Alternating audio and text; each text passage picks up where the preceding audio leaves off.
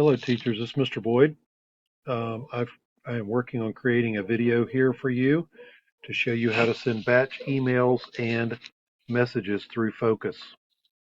So the first thing you want to do is open your Focus gradebook, and then you want to come right down here at the bottom and click on Messenger. Now to send batch emails, if you go right up here next to where it says New Alerts, I don't know whether you can see this, there's a little stack of papers type thing. You want to click on that, and that's going to let you send a batch message. Select the people that you want it to go to. You can click select all visible and everyone will get it. You can do the same thing for the parents. And then type your message right down here and click send.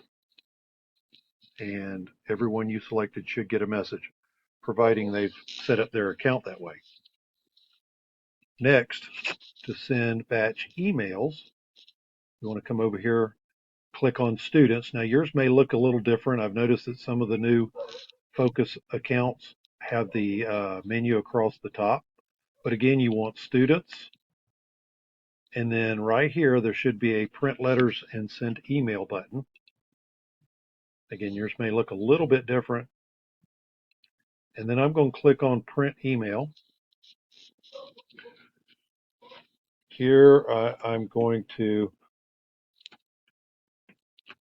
type my message. And then if I want it to go to everyone across my classes, then I'm going to click on search all sections. I'm going to click continue.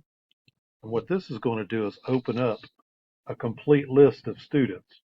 Now, since I want to send an email, I'm going to click on send emails. I always like to CC the first message. So I put my address in here and click only CC first message. If you click send a copy to myself, you're going to get a copy of each individual email that's sent out. So in my case, I would end up with 116 copies. I don't want that. You can also click send from no reply so that they don't reply to your email. For instance, if you're sending an announcement that you don't want replies on. And then also you need to select who you want. Just students, parents, one per family. In the case of this this new before school thing or this new e-learning thing that we're getting started here, I always click I actually click student and parents. And then I always like to click add log entries. I don't exactly know where those go, but it seems like a good idea.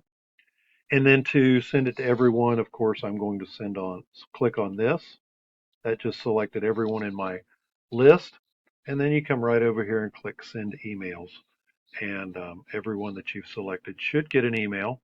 However, some parents have not set up their email addresses, so you may get a pretty good list.